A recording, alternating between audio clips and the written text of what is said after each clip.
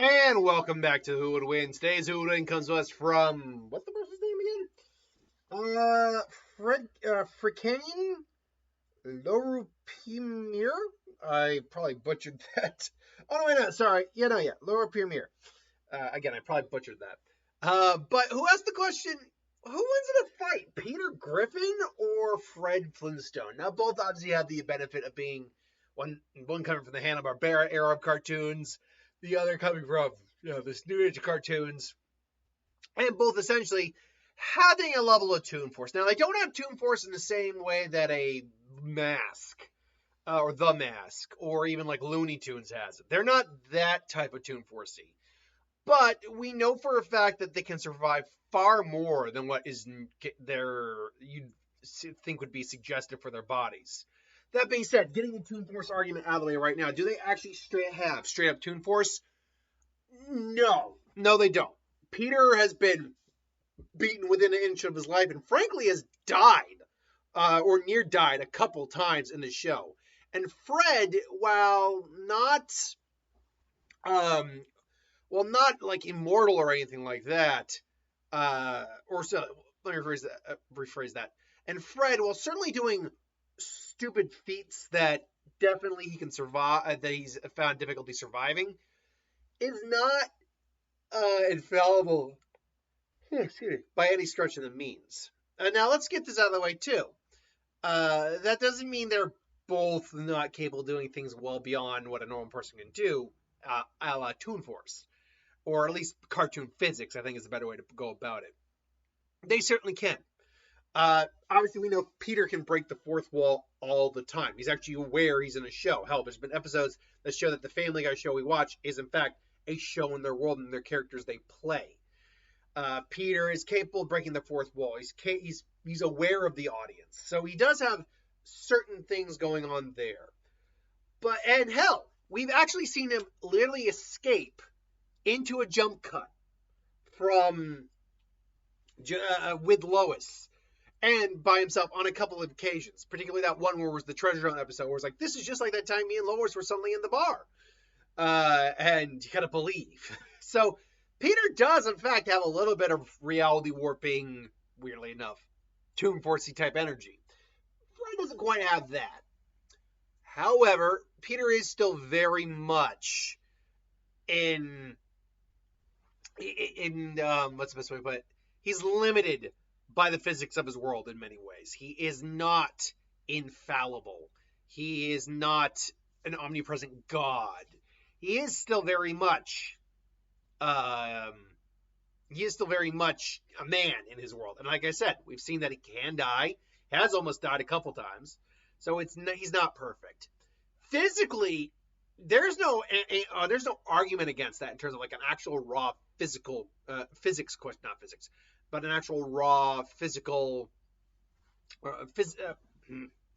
actual raw physicality to physicality.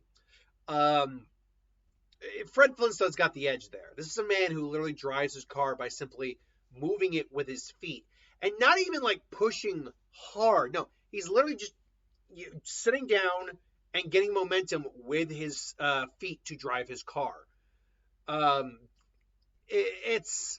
That means his leg strength would, I'm sure if Death Bell ever calced it, how much that car probably weighs. He's got, and to be able to move it from that type of position, his strength is astronomical. His physical lifting strength isn't quite as impressive, but it's still way stronger than what Peter can do. He's also, let's be honest, he's not like a genius or anything. He is far more intelligent than Peter is. Peter is legally retarded. They've confirmed that multiple times. Peter does have his weird nuances in terms of like things he knows, but in terms of raw intelligence, no. Fred is the smarter individual, and he's not even that smart. So it really wouldn't be that hard for Fred to outsmart him in any real creative way. The only way I could see,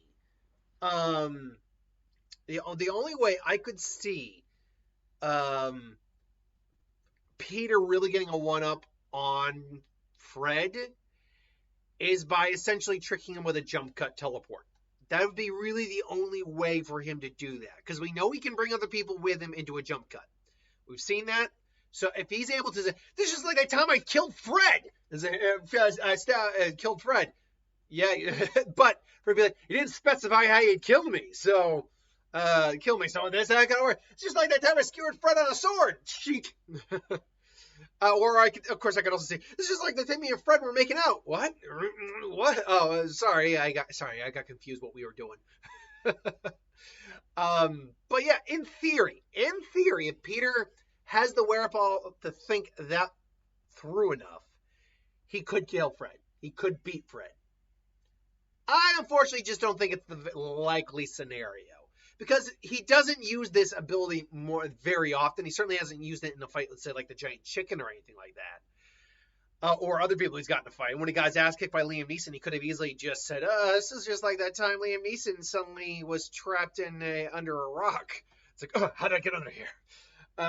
So it's clear that it's something that Peter, only if he's really thinking about it, and like really putting all those few brain cells in there to work, can it's only something he can do on rarest of occasions. In a general fight, he would not be able to do that, which means Fred almost certainly takes the win almost 100% of the time in this. In just a raw physical fight, Fred would eviscerate Peter. But in a weird 5% chance where Peter actually is able to think things through a little bit. Because Peter, in theory, could be just a god at that point. In his world. Anyway. So I would say, yeah, no, I'd give it to Fred in the vast majority of these wins or scenarios. So that's my thoughts. What do you think? Let me know in the comments below. But thanks for watching. Hope you enjoyed, and I'll see you next time.